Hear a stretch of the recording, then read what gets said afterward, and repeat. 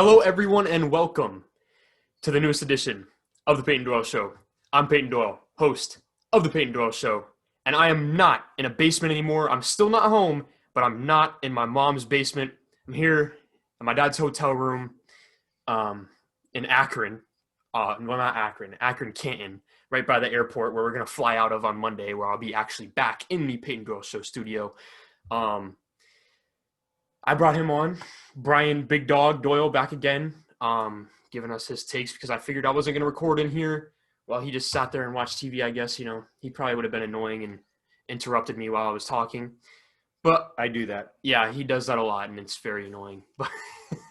But here we are, and I want to talk about what happened last night because that was absolutely, shocking. It shocked the world. Nobody expected Ohio State to come out there and just punch Clemson in the jaw like that. Knocked them out real quick right out of the gates. Justin Fields put an exclamation mark on his draft stock. He was lighting up Clemson all night after he took a huge shot to the ribs, and it was clear that he was in a lot of pain all night. And he still threw for 385 yards, 6 touchdowns, and completed 78% of his passes. It was ridiculous. It was crazy. There were throws that he was making that made it clear and obvious to anyone out there watching that he absolutely has top NFL arm talent. So I feel like the question needs to be asked. If you were the Jaguars, you certainly watched that game last night. The Jaguars and their scouts and their organization was certainly watching that game like all of us were. And do you feel, if you're the Jaguars, like Justin Fields might be your number one overall pick rather than Trevor Lawrence? If it was me, no. If the rumors are true about who the Jaguars' next head coach will be, then maybe. Yeah, so for those of you who don't know, probably about maybe like an hour before we started recording this, there are heavy rumors that Urban Meyer is going to be the next head coach of the Jacksonville Jaguars, former Ohio State Buckeyes head coach. He recruited Justin Fields, so obviously he has a lot of faith in him. So, that could change a lot of things, but, do you think that they're going to seriously consider taking Justin Fields over Trevor Lawrence? Well, if you got the number one overall pick, you've got to look at all the options. Even if Trevor Lawrence looks like the obvious, you've got to look into the other things. Plus, maybe after last night, no. But if he goes out and does the same thing to Bama next week, you got to at least consider it. For me, I still think Lawrence is the best quarterback in the draft, but Fields certainly came out and showed that he shows up on the big stage and he's big time. He's got a lot of potential. I would say that too. But I definitely think that saying that Justin Fields is going to be the number one overall pick is an overreaction for sure. On social media, on Instagram, I sent you the picture. People are already photoshopping him in a Jacksonville Jaguars jersey. Like, okay, all right, let's slow down here. Trevor Lawrence still threw for 400 yards and had 3 total touchdowns and completed over 68% of his passes.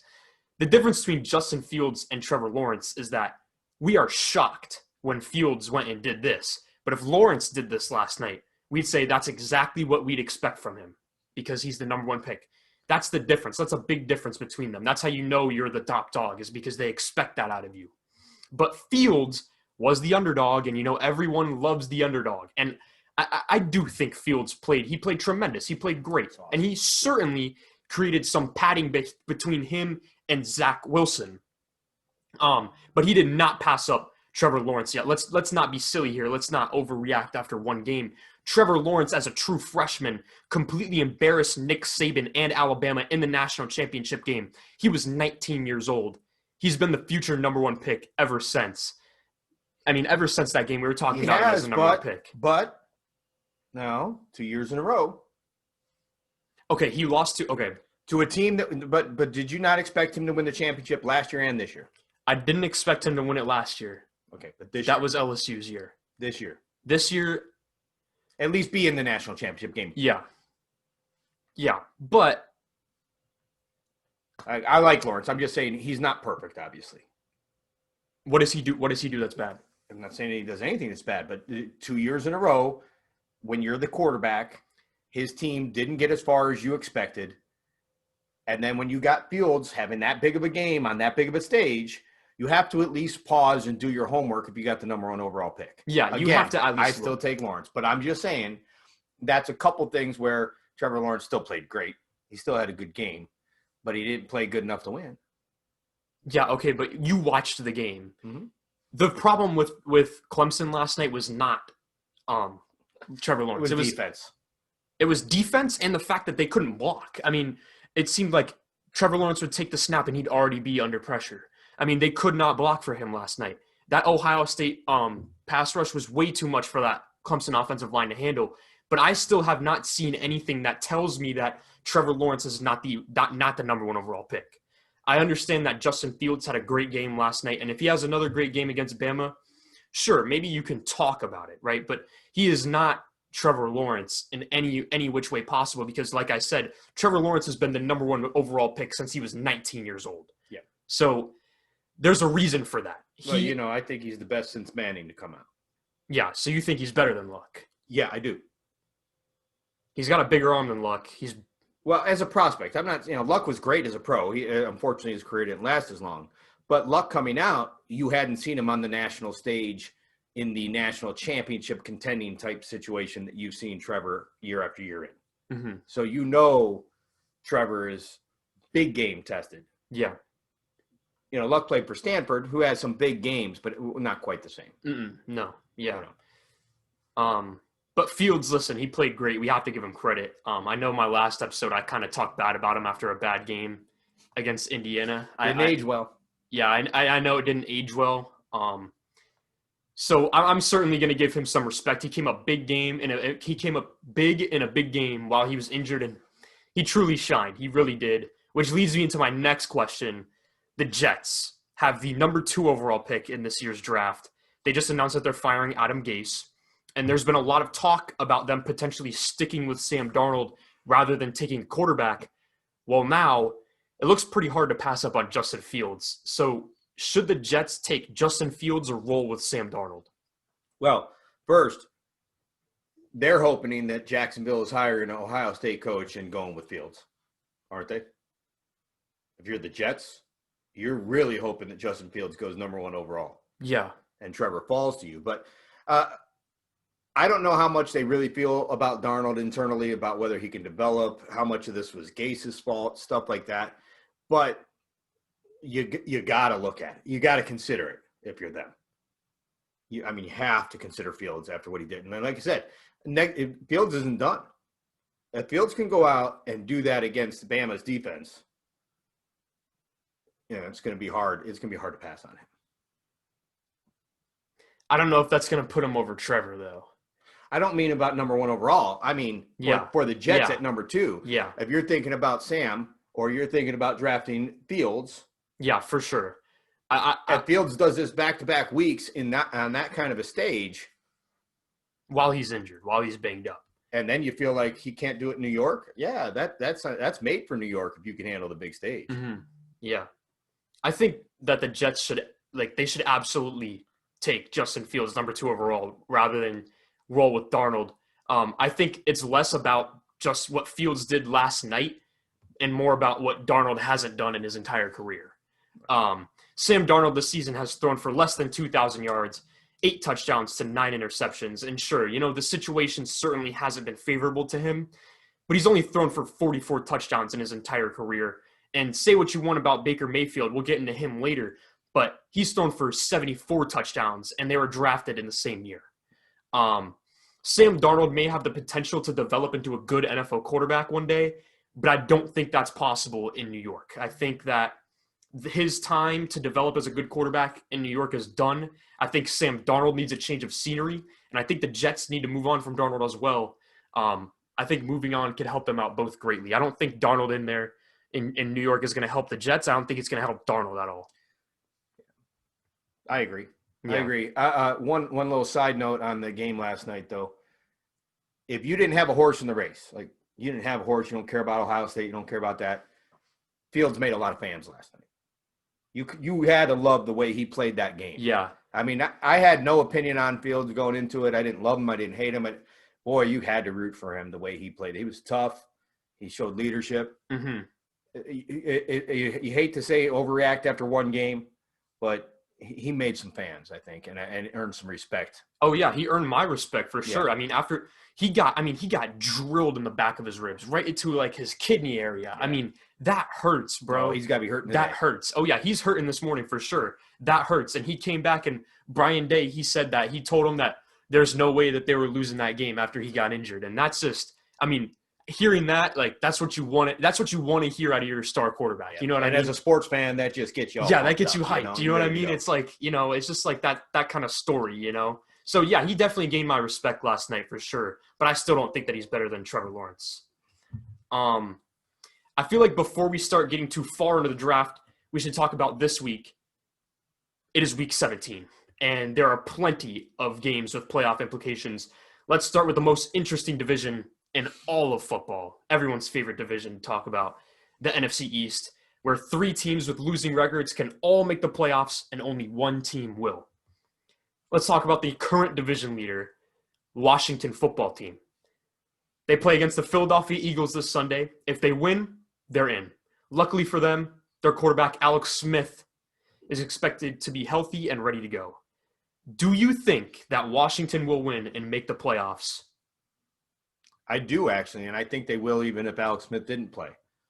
I can't remember who that guy was that replaced Haskins because, I'm bad with names. Taylor Heineke. But he looked good enough to beat Philadelphia, too. Really? I think. And I think I believe much more in coaching of Ron Rivera than I do Doug Peterson right now. Oh, yeah, for sure. Ron Rivera is proven. We all love Riverboat Ron. Yeah. I mean, Peterson's won a Super Bowl. I'm not saying he's a bad coach. I'm just saying right now, who's got their team, like the pulse of their team and ready, I feel like Rivera's got it better than that. Yeah, I agree with that. Now, the Eagles did say that they are keeping Doug Peterson. That is the rumor that is going around now, that Doug Peterson's going to get another year in Philadelphia. So Doug Peterson is not coaching for his job this Sunday, which does have something to do with it. If you're coaching for your job, you're coming in and preparing for a different thing. You need to win that game. Well, yeah, and right now he's going to be coaching, though, to try to see what he has for next year instead, and that might not be playing to win as much as you would have been. I have Washington winning this game quite easily. I said it all along that I think they're the best team in this division. I predicted them to win this division. That's not much of a compliment. No, but, I mean, I do think that they're the best team in the division. I mean, it's not a good division, but I think they're the best team. I do not think that Jalen Hurts has what it takes to win against the great Washington defense that they have there. It's a tremendous defense. Chase Young is going to have a field day on that horrible Philadelphia offensive line. Washington will be hosting a playoff game at 7-9, which is kind of outrageous. Now, if they lose, though, the winner of the Giants and Cowboys game is going to get in. I don't think that game is going to end up mattering, but I mean, it's Cowboys will win that game. And I think the Cowboys are actually the best team in that division right now. It's just that they fell apart when Dak left, and by the time they got it back together, it was too late.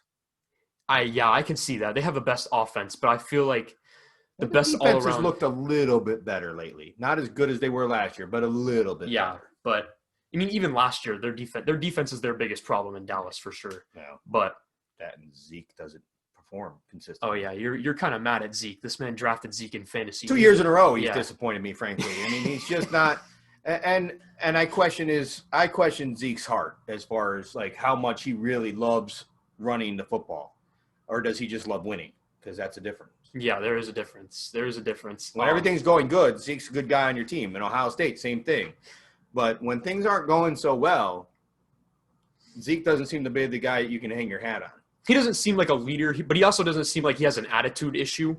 Not a cancer. I'm just saying Dak Prescott earned his money by not being there this year because he showed he was the heart and soul leader of that team. He really was. That's going to be interesting what happens with Dak this offseason, too. Pay the man. But, like, he's kind of average, though. Like, on the field, talent-wise, you would be above 500, and you would have won that division running away if Dak is healthy. Pay the man. Yeah. We'll see what Jerry Jones is going to do. Who knows what he's going to do. But that's a topic for another day. Yeah. So in the AFC, things are a lot tougher than in the NFC. While a team that's 2 games under 500 is going to make the playoffs in the NFC, a team that is 4 games above 500 in the AFC will miss the playoffs. That's just tragic.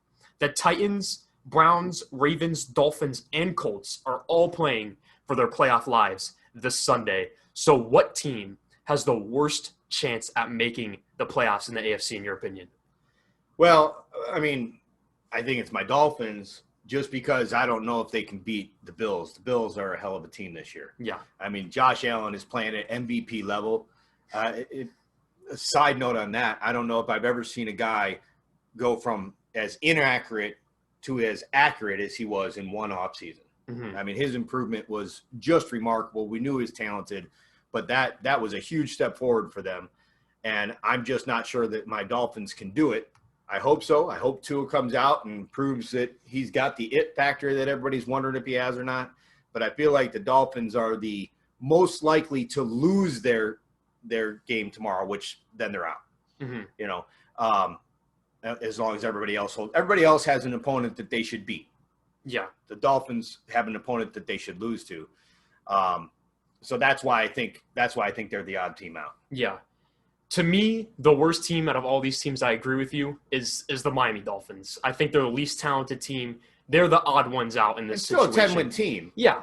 Yeah. I mean, they're still a good team. They're a good team. But they're not the team that should be in the – if you had to pick by which one of these is the most deserving, you would pick the other 4 teams before you get to the Dolphins. And, you know, like you said, I think they have the toughest game to win out of all these teams against the red-hot Buffalo Bills, who, by the way, last time you were on the podcast, you said were pretenders about midway through the year. I said I still didn't believe Josh Allen was for real, but he's kept doing it. So. He has. That's my man, bro. There you go. That's my man. And their defense has gotten better as the year's gone on. Yeah. I expected that to happen, though. I mean, it's a good, talented defense. They're starting to gel again. And not to get ahead of ourselves again, but next year, wow. Because they had some defenders out on the COVID list and stuff. Yeah. The Bills are primed to be a dominant force for a long time to come. So I'm sure some of your Bills fans that are friends are going to be happy. They will. The Bills, they're going to destroy the Dolphins this Sunday, I think. And that's going to put them out of the playoffs, which is okay. Because it shouldn't be about the playoffs this year for the Miami Dolphins. It's about the next 5 to 10 years for them. Tua needs to develop. They have a great head coach and a plan in place, but I don't think they're ready yet. They're a year or two ahead of schedule. You know, they get in, they're probably going to lose in the first round. Anyway, yeah, exactly. And speaking of Tua, though, I know you're going to get mad at me, but if the Jets – now, I love these what-if situations. This is my favorite thing. He drives me nuts with the what-if situations. Dude, this is my favorite thing in the world to do. It's just these hypothetical – imagine if this happens, right? So Trevor Lawrence goes number 1 to the Jacksonville Jaguars. The Jets stick with Sam Darnold, and they don't draft a quarterback, right? So you're at the number 3 overall pick for the Dolphins, right? Probably the highest overall pick that they're going to have under Brian Flores. It looks like Brian Flores is a certified winner. Could be coach of the year. Yeah, so this is probably the only time under Brian Flores you're going to have a top 3 pick. Justin Fields is sitting there. You gotta look at him. You got to look at him. I love Tua as a person. I want this guy to be successful. He's a nice young guy. He seems to be everything you would want to build your franchise around. But other than the Arizona game, he really hasn't taken over or in any way rose to the occasion as the game goes on. I feel like he's played too safe. I feel like Tua hasn't been aggressive, and now Tua could shut us all up tomorrow.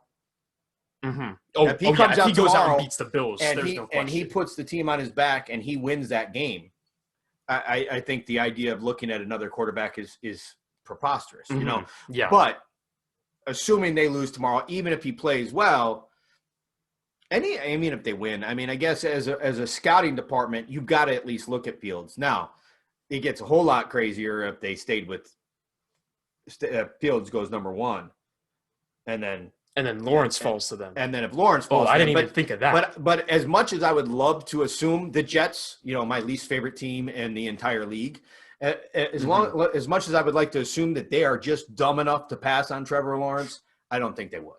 But if he fell to us, yeah, I mean, you know. So the Dolphins you think that the Dolphins should only look at a quarterback if Lawrence is Well, I think they should do their due diligence and look into what's his name, Wilson from BYU, okay, who was a lot hotter a week ago, prospect than he was, but let's not overreact to just one game. And let's not say Fields is hand downs better than Zach Wilson after one game. It's just he's hard not to root for after last night's game. Yeah, he's a fan. But if you're the team of the Dolphins, you got to at least look at it. But as I've told you time and time again, I trust Flores. And if Flores believes that Tua is going to develop to be his quarterback, who am I to argue?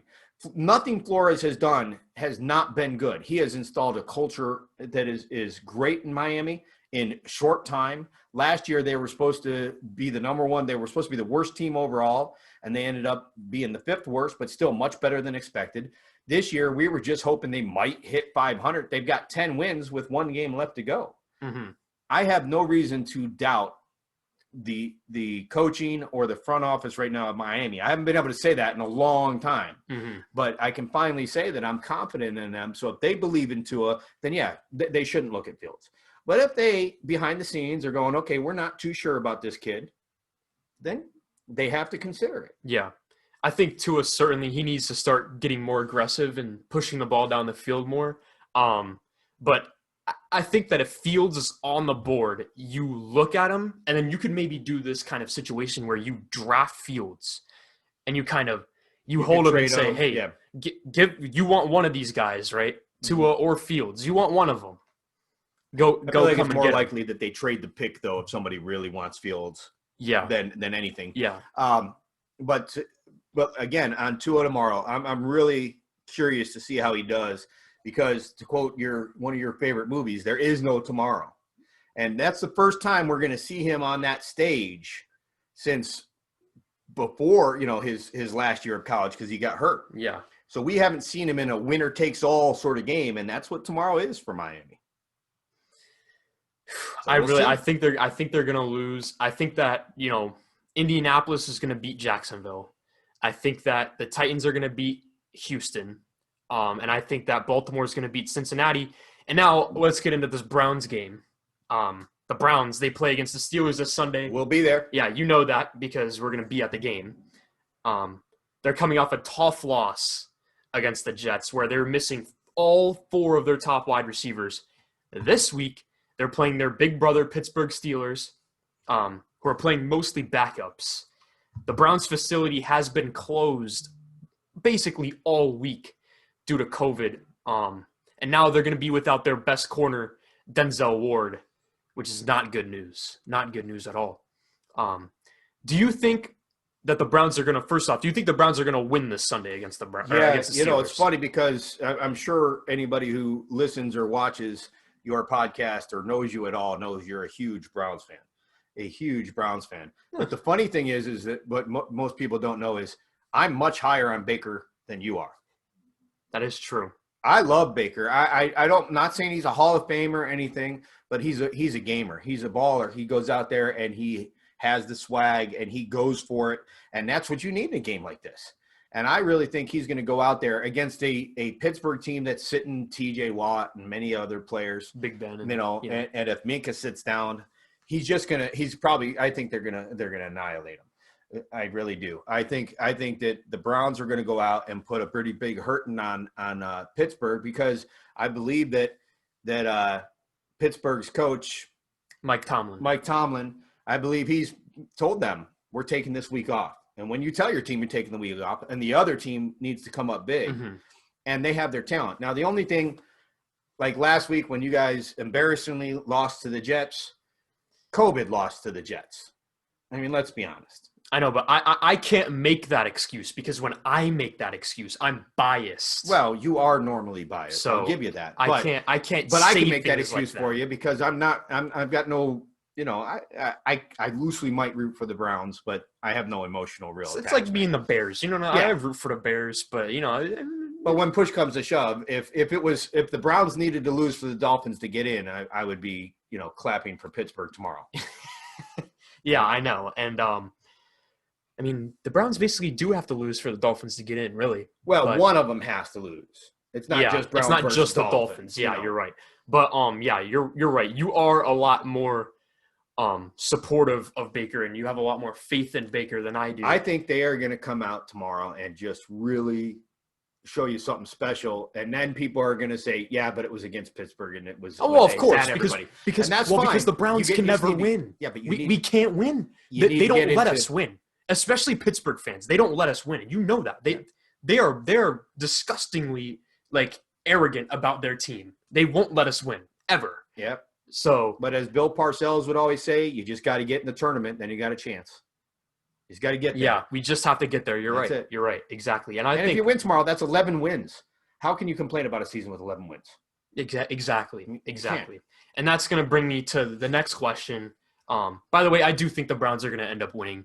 I think that they have too much to play for, and I think the Steelers, like you said, they're going in like this is their bye week because they complained about their bye week being pushed to the beginning of the year. They haven't had a break in a long time. I think mentally that team just wants to take the week off and relax. I think it was a good move by Mike Tomlin. I know it's going to probably benefit my team in the end, but looking at it unbiased and from just, X's and O's. Yeah, X's and O's perspective, this is a good move for an older team with an older quarterback. You need to rest your guys going to the playoffs because they're going to have their minds in it when come playoff time. And doesn't need to be in rhythm. Yeah, they don't need to keep standing. They're not like a young team that needs to keep rolling into the playoffs. They just need to, like you said, Ben just needs to keep standing upright in that pocket and just be there. You know what I mean? I think it was a good move, but I think the Browns are going to take advantage of that and end up winning the game, despite the COVID situations that they're in. But do you think, win or lose this Sunday, was this Browns season a success? Yeah, first of all, 10-win season, I don't know anybody who's reasonable when your team hasn't made the playoffs in how many years? I wasn't alive, so you tell me. Okay. It's been since 2002. Yeah. So 18 years. Well, I had season tickets now. For the Browns way back then. That was who was it? I don't know the who was the quarterback starter. then? I don't know who the starter was. It was a guy that used to be the backup in Jacksonville, I believe. Really? Well, Anderson or something like that. I have no idea. But when your team hasn't been a winning team in a long time, and then you come out and win 10 games, first of all, you shouldn't complain. Second of all, if the Browns don't make it this year, not to make excuses for you guys, it's COVID.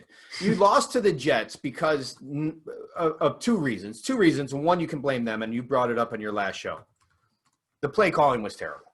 You've got the best 1-2 punch in running backs in the league. I mean, you've got two Hall of Fame talent-wise guys in Hunt and Chubb. Not saying they're going to the Hall of Fame, but talent-wise, you've got two just great running backs, and you didn't run the ball hardly at all with those two. Mm-mm. Those two, you should have Baker threw 53 passes. And if he threw 53 passes, 30 of them should have been to Hunt. Yeah, like screen passes. Like little screen passes, halfback like outs, that yeah. sort of stuff. Hit him in the flat, let him go do his thing, which I don't think that you guys do enough of that with Hunt, by the way, but that's a whole side note. But I do think that they would have – anybody with any kind of objective knows that if COVID hadn't hit that team last week, they beat the Jets, and they've already locked up a playoff spot. It just is what it is. Yeah. Now, I still think they're going to make the playoffs, so it is a successful year. Mm-hmm. I think that Stefanski, another Coach of the Year candidate, you found your coach, just like the Dolphins. We believe we found our coach. I believe you guys found your coach on the Browns. And I really believe that Baker has improved and shown that this offense will be a good offense for him and that he's going to be an above-average quarterback, a guy that can make some plays when you need him to and not screw it up. Mm-hmm. And with the defense that you're building there, you still need a little bit of help in the offseason. And with the offensive talent that you have, you've got a nice little window where you should be contending for a while now. Oh, yeah. In my opinion, I think it absolutely was a success for the Browns this year. And like you said, the Browns, they would have beaten the Jets last week if COVID. But I can't say that because all these people out here watching, they're Pittsburgh fans, and they want to cry. When I say anything slightly good about the Browns, they want to cry about it. I don't think it's so much about the good about the Browns. It's about the fact that you can't ever say anything positive about the Steelers. I do. They're 11 wins. And what did you say? They're the worst 11-win team in history. They were. They lost. What 11-win team has gone 0-3 in their next 3 games? What? Okay. Name an 11-0 team that has done That's that. No 11-0 team. Being the fact that you can't even acknowledge that Ben Roethlisberger might be good enough to still win. See, it hurts him. It hurts But him. he's not – I don't think that the Steelers can win in the playoffs. That's it. I mean, I don't know what else to tell you. I don't think that the Buffalo Bills are better. The Chiefs are better. Give you the Titans recipe. are better. Minka Fitzpatrick intercepts your guy twice. TJ Watt goes to town. And then Ben holds on to the ball because Ben, I believe, this is it. I'm sad Ben's not playing tomorrow for one reason is I know that in my heart, I feel like this might be Ben's last year.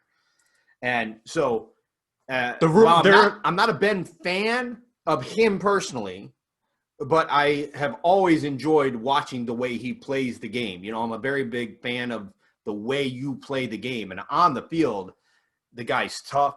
He's a throwback quarterback. He's the Chris Berman's, you know, he's a rumbling, bumbling, stumbling sort of guy, you know. And so as a guy who doesn't care about Pittsburgh one way or another, I've enjoyed watching the way the Steelers played football during his time there. Yeah. You know, and it's another sign of the end of an era there. And when you have that mentality, you know, look, Manning went out on top. Very few guys get to go out on top.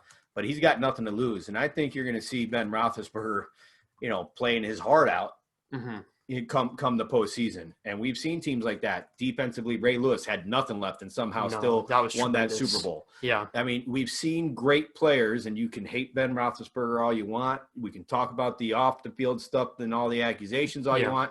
He was a great player and is a great player. He's going to be in the Hall of Fame. I know. He's going to be right out there in Canton. He's going to be here. And I know. So you are terribly, terribly biased against them. No, I'm not. Much like me and the Jets. Okay, let me ask you this. Are the Titans better right now than the Steelers?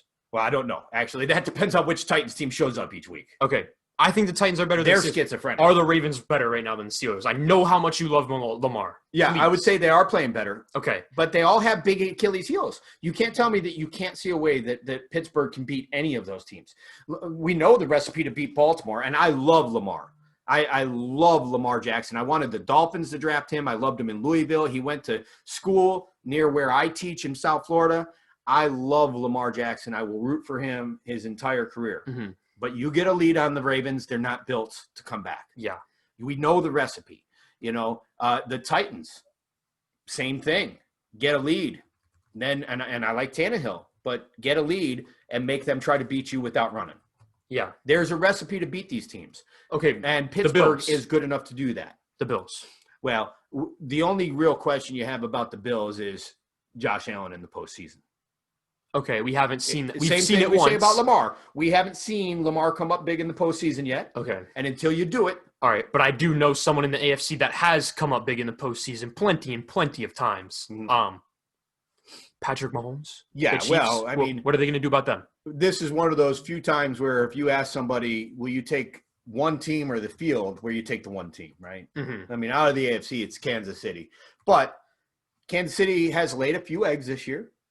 They've come close to losing several games that they shouldn't have had any business losing. Mm-hmm. They did lose to Vegas. You know, so they're beatable, and all you need is that one upset, and then it's anybody's tournament. True. It's a one and done tournament. We'll see. I don't think the Steelers have what it takes, but listen. You know, you guys want to call me biased and, you know, throw a little fit about it. That's okay. All I'm saying is you win 11 straight games in a row in the NFL. Even if you had a terrible schedule, you won 11 straight games in the NFL, you can win in the playoffs. Okay, but was I wrong when I said they were the worst 11-0 team of all time? Well, I never looked up the stats, but it's pretty embarrassing that you lose 3 in a row after you won 11. Yeah, especially, 2 of those games to teams under 500. But anyways, back to the Browns. I think that the Browns season was absolutely a success, no matter if they make the playoffs or not. Okay. The Browns, they're clearly headed in the right direction. It looks like they found a great coach in Kevin Stefanski, like you said, Coach of the Year candidate. They have a top 3 running offense in the league with Kareem Hunt. Who is your Coach of the Year? What do you want me to say? All right, take him out of it. Okay, take Stefanski out of it. It's Brian Flores. Flores? Flores. What about Buffalo? Sean McDermott. He's up there, but the reason why I'm going to have Brian Flores is because he's coaching the least talented team. That has 10 wins. Yeah, and I know we didn't expect the Bills to be like, up there with the Chiefs, type of level, but we expected them to be better this year, and we expected them to make the playoffs. And part of that is on the improvements of Josh Allen. And I understand some of that's coaching, but some of that's also on Josh Allen working hard in the offseason and getting help to try and fix his mechanics so that way he's got more touch on his ball rather than all zip like he had last year. So I think Sean McDermott definitely belongs in the conversation. But Brian Flores, ever since he's gotten to Miami, they have overachieved every single year. They have wildly surpassed every single expectation we have ever had from them every single time that they play football. So that is coaching to me. That is the coach of the year, is Brian Flores. If you're going to take Stefanski out of it. Yeah. But the big three has to be Stefanski, Sean McDermott, and Brian Flores this year. And Tomlin was in there, but Tomlin's in there every year. He's a good coach, you know what I mean? But he's also, he's got a good team, but he's also been struggling towards the, back half of the season. Yeah. Yeah, I feel like it has to come down between Stefanski and Flores, only because I think both teams overachieved their expectations. I don't know if the Browns really overachieved their expectations or finally lived up to expectations, maybe. Yeah. But they've underachieved so much before, even with talent, that I feel like both those teams were a little bit of surprise. I think Buffalo, I think everybody except for me picked Buffalo to win that conference because I still wouldn't give up on Belichick until I saw it. Right? Yeah. Because I've been burnt by Belichick for, 20 years now. Mm-hmm. Well, that's another thing. What are they going to do? Who knows? Yeah, they need a quarterback. Yeah, they really need a quarterback. Maybe Mac Jones out of Alabama. I'd have to look at how it falls and where guys like Wilson are going to go, stuff like that. Like Mac Jones and all them guys. What's his name there from Florida? Kyle Trask. I mean, he did not help himself at all against Oklahoma. But Belichick has often liked Florida guys. Yeah. The Gators has been one of those programs that he's dipped into quite often. Mm-hmm. But yeah, I feel like they're definitely top three for coach of the year is McDermott, Flores, and Stefanski. But like back to the Browns in their season this year, they have a top three running offense with Nick Chubb and Kareem Hunt. Wonderful. That's awesome. You need that. And they're bringing back a style of football that has been lost from the game a little bit, and it's awesome to see that it's coming back. The Titans, and the Ravens, all three of them. Don't forget their best wide receiver is on the IR. Yeah, but Odell. Odell's a question mark, though. No, I think that's all fans and media made up. Odell hurt himself trying to stop a guy from scoring off an interception. You are a team guy if you're selling out trying to make that tag. See, I'm not saying that Odell did nothing this year that looked like he was in any way a distraction. Mm-hmm. And then people like to point that, Baker played great after that. First of all, it's his first year in the offense. You don't think that it would have been nice if he evolved in that offense and then also had Odell to throw to? Yeah. That maybe if he throw 50-something times against the Jets and you got Odell and Landry, you probably win that game. Yeah. Odell, I've been down on Odell as much as anybody else out there sometimes, but nothing he did this year has deserved the criticism he's got. It's not this year. Yeah, it's not about with me in the Odell situation in regards to him playing in Cleveland. It's not about his character. I don't think I think the whole Odell's a bad teammate is garbage. I think him and Eli actually loved playing together. I think that they obviously had a little bit of differences. He's a wide receiver and he's passionate. Yeah. I mean, that's how it is. I mean, but even Eli and Odell did commercials together. I mean, they were good teammates. They got along. And he's best friends with Landry, too. Yeah, and I think that he gets along in the Cleveland locker room. I don't think he's a problem in the locker room. I think that's all made up. But I think that for whatever reason, Baker Mayfield and him don't click. I think Baker feels pressure to get the ball to Odell, not because Odell is saying, get me the ball, because Odell is like this amazing figure outside of football as well. He's a superstar. Let me ask you that. How much of that was on Stefanski early on? Because Stefanski clearly called plays, reverses, all kinds of things to get the ball into Odell's hand early in the year. He did. So that might not all be on Baker. Yeah. And I still maintain that it's the first year of a new offense. They both probably would have improved as the year goes. Baker has gotten better with this offense. Mm-hmm. I think anybody who's looked at it has seen that he's become more comfortable with it, and that he also has become more consistent in the second half, which he wasn't early in the year. Yeah. And that isn't on Odell. And I have no reason. I I have no if I'm a Cleveland Browns fan, I'm thinking, holy cow, we did this, and then we get Odell back next year. We'll see. I hope it works. You are Odell poised to be one of the best offenses in the NFL next year. Yeah, I mean, Odell talent-wise, listen, there's no question with his talent, but I mean, we've seen this. We saw the Detroit Lions with Matthew Stafford when Calvin Johnson retired. He got a lot better. Yeah, but he also played quite a while with Johnson. Yeah, he did. And I would be curious, and we'll never know. We'll never know. But once Stafford learned to spread the ball around, if you would have been able to get Johnson out of retirement a year later, would that have changed anything? It might have made it better. Yeah. It might have made a whole different. See, that's what I'm saying. This could work out really good for Baker and Odell. Yeah. Whereas Baker becomes comfortable commanding the offense, and then you give him the weapon. Instead, he was trying to keep the weapon happy while learning an offense. Yeah, that makes sense. I mean, we'll see what happens with that. But regardless, they have good receivers, whether or not Odell is there or not. Yeah. They have a great running game. And Baker Mayfield has improved dramatically from his sophomore season, which was awful, where he threw 23 interceptions. You guys had a head coach that shouldn't have even had the job as head coach. Yeah, Freddie Kitchens. And I'm not trying to make excuses. I sound like the Browns apologist today, I know.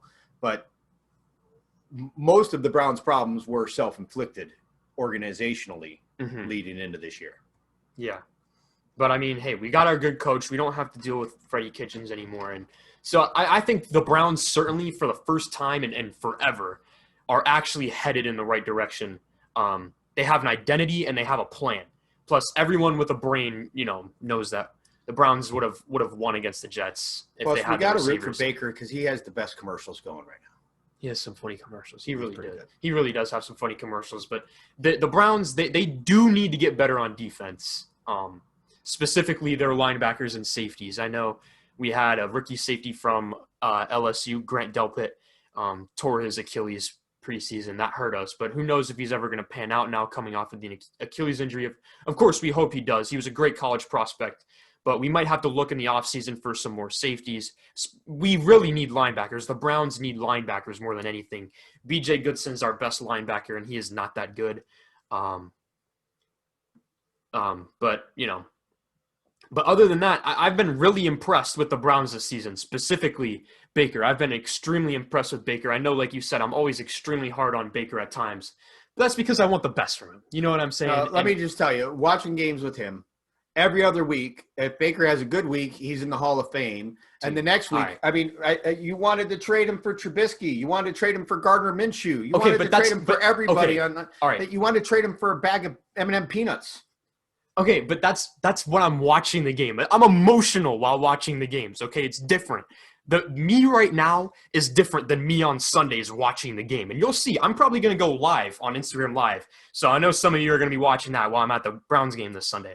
Me watching the game, if it's raining, because I need to. Yeah, if it's bad weather, we probably won't be able to. But I need to take a step back after the games. That's why I don't post directly after Sundays, because I need to take a step back and stop being emotional and just analyze. Well, I'm giving you a hard time. A couple years ago, after the preseason, I'm pretty sure Deshaun Kaiser was going to be the greatest of all time.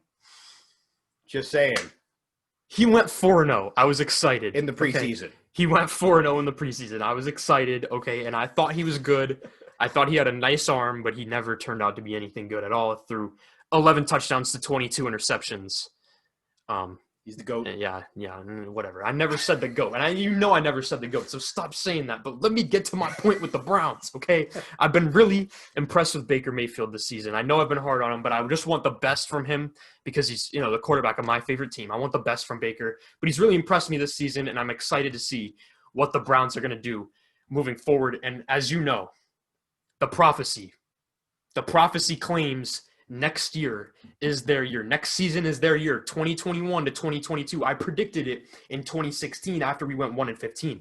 I said it. There's a paper. I'll have to find it. I'll post it on social media for you guys to see. He did. His old history teacher still has it up. My old history teacher still has it up. I had everyone in the class sign it because I called it that day. I was in 8th grade. I wasn't even in high school yet. I called it on that day. Everyone signed it, and he still has it. I'm going to have him send me a picture of it so I could show everybody because it's going to happen. Next year is the Browns' year. They're trending in the right direction, and it's going to happen. So, I mean, that's it. Thank you all so much for watching and or listening. Please make sure to like, follow, or subscribe wherever you may be listening. And also, if you haven't, please make sure to follow the show on social media at Peyton Doyle Show. That is at Peyton Doyle Show. I'm on Instagram, TikTok, Facebook, and Twitter. And like always, thank you all so much for listening. And please make sure to stay tuned for next week's episode. Thank you.